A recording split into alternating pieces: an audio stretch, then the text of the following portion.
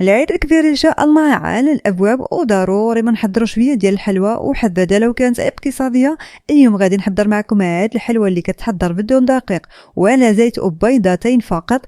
كتجي كتحمق، المذاق ديالها هائل، وخصوصا بمجموعة من المنسمات، كل مذاق وكل شكيل ينسيك في الاخر. وكنحصلوا على هاد البلاطو الهماوي اللي تحط لضيافك بوجهك حمر، والطريقة ديال الاحتفاظ بها حتى هي.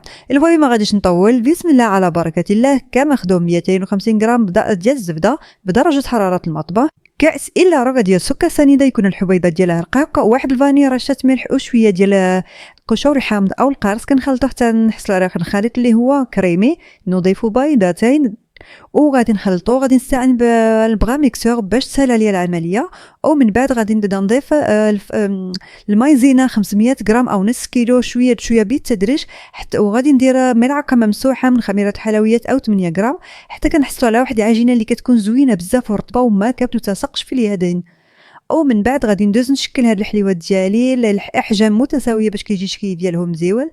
نديرهم في الفران على 180 درجه من الفوق ومن التحت، وكنحصل على هاد النتيجه الرائعه. غادي ندوز ندير شويه ديال الكوك اللي غادي نحمرو مزيان حتى كنحصل على اللون الذهبي، ونحتفظ به جانبا صافي. ومن بعد غادي ندوز الطريقه ديال التشكيل اللي هي واضحه في الصوره.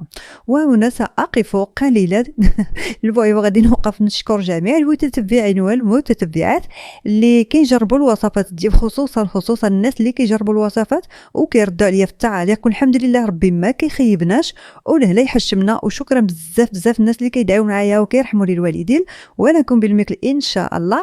المهم غير الاشاره، انا الوصفه راه ما كانتش ناجحه والله ما كنديرها في الصفحه ديالي باش واخا نكون ضربه عليها تماره. المهم هنا بالنسبه لهنا الزبده اللوتيس ولا سبيكيروز هي كتعطي واحد المذاق هائل جدا. حاولوا تجربوا هذه المذاقات، لا توفر عندكم ما توفرش ديروا بداكشي اللي توفر. المهم فقط جربوا الوصفه، صراحه كتجي غزاله. جربوها وردوا عليا. استودعكم الله الذي لا تضيع ودائعه. السلام عليكم.